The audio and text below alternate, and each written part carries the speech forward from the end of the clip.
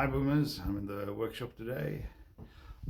I am going to try something different. I've been doing projects and filming them, but they've been ended up too short. No, too short, too long. So I can't be bothered to edit them. And then I can't be bothered to release them on YouTube. So I'm going to break down things into smaller jobs and then post them and see what that's like. Okay, so today's project is this project is going to be cutting up the board here to size.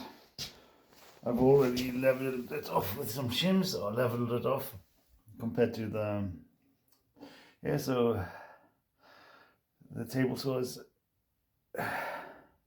pretty close to the same height as the top of the table or workbench, and that's what I'm probably going to do today, or in this video. I'll make a new video of the next things I'll do. Let's see how this works out. Okay.